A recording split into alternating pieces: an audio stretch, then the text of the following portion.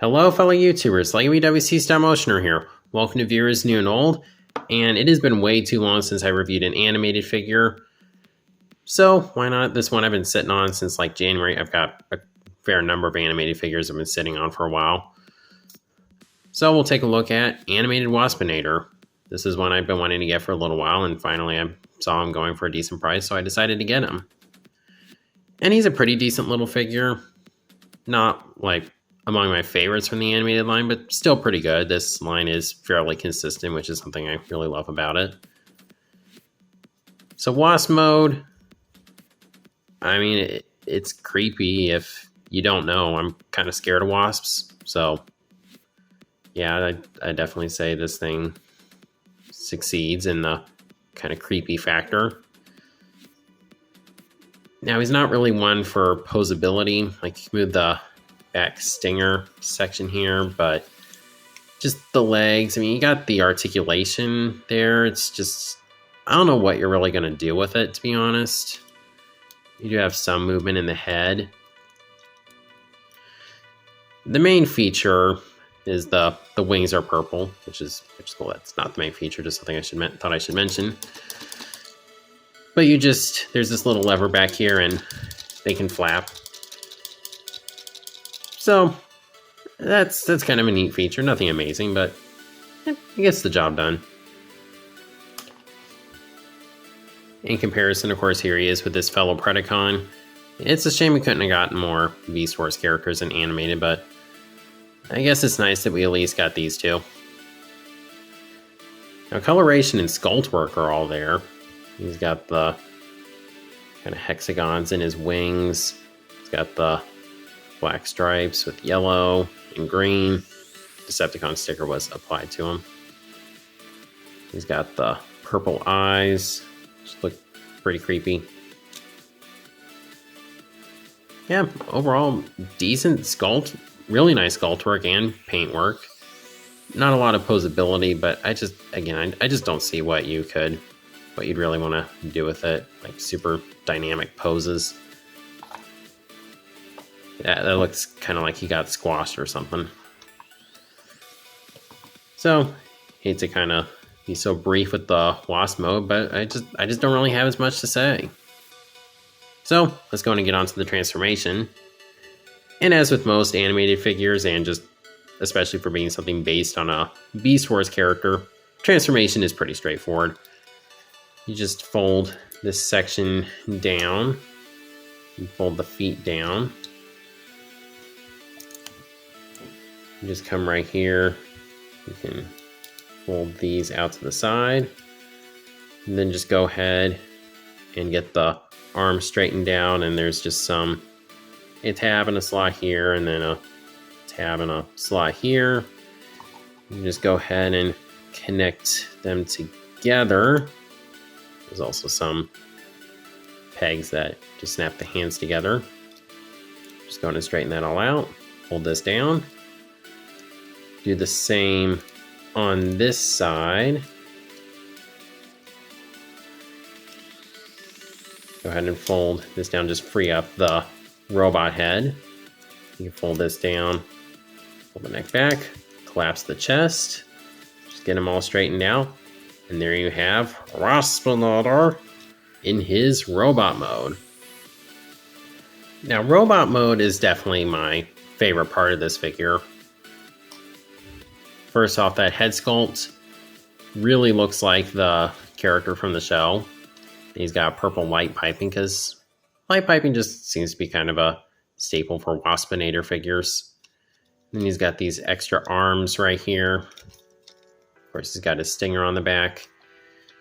And naturally, he's still got his wings, and the gimmick still works here. And he's got the wasp head on his chest there, which looks pretty cool. He's got 4 kind of finger, claw, pincer type things on both hands. He's got his antennae, which of course are rubber, as you can imagine. I'm all for that because they'd probably be really brittle. Well, even then, kind of questionable structural integrity there. I imagine they'll be fine.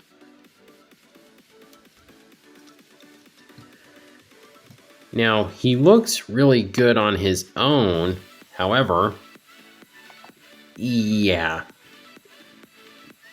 I forget exactly how big, but this guy was definitely bigger in the show. But they just decided to make him a deluxe.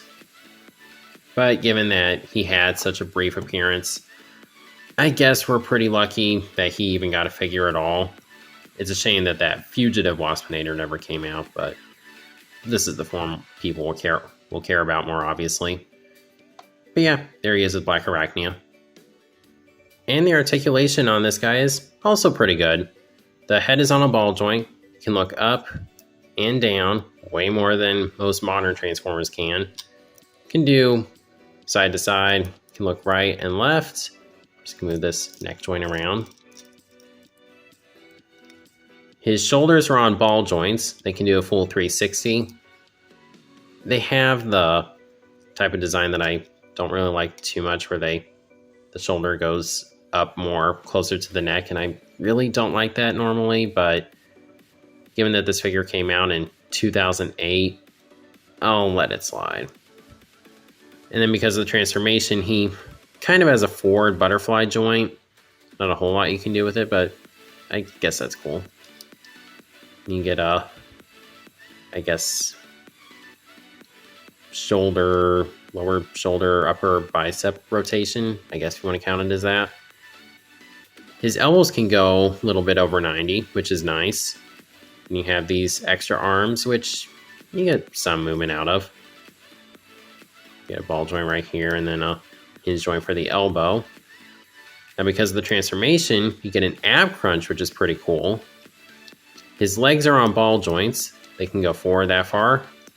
I'm going to collide with the Stinger, but get it past it, back about that far. They can go out to the side. You get a thigh rotation. You get a knee bend, which can't quite reach 90, but oh well. And you get ankle articulation. So there's some things like he's lacking like an ankle pivot and wrist swivels. Maybe a waist joint. I'm not as upset about a lack of waist joint on this figure though. So I'd still say articulation is pretty good. It gets the job done. Still get him in some menacing poses. Wasp from the floor. But Waspinator never forgive. Sorry.